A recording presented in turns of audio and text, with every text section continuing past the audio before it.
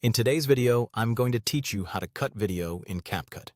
If you're trying to clean up a clip, remove extra footage, or split one video into smaller sections for easier editing, CapCut makes the process very simple.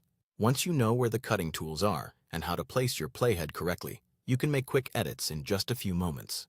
To get started, open CapCut and go to your project. This is the project that contains the video you want to edit.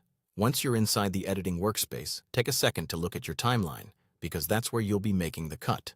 The timeline shows your video clip laid out from beginning to end, and this is where you can control exactly what stays and what gets removed. Next, click on the video in the timeline. This is important because CapCut needs to know which clip you want to edit before the cutting tools become active. When the clip is selected, you'll usually see it highlighted, which confirms that you're working on the correct piece of footage. After that, adjust the frame to the exact point where you want to cut the video. In other words, move the playhead, which is the vertical line on the timeline, until it reaches the moment where you want the split to happen.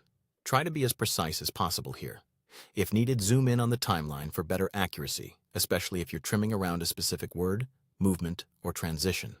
This step matters because the cut will happen exactly at the frame where your playhead is placed. Once the playhead is in the right position, click Split. This will divide the original video into two separate sections at that exact spot. Even though it was one clip before, CapCut now treats the two sides as separate pieces, which gives you much more control over your edit. Now you can delete the excess video. Simply select the part you no longer want and remove it from the timeline. This is useful for cutting out mistakes, pauses, unwanted intros, or any section that doesn't fit your final edit. Be careful to select only the unwanted portion before deleting, so you don't accidentally remove the section you want to keep. From here, it's up to you to continue editing. You can repeat the same process as many times as needed to shape your video exactly the way you want.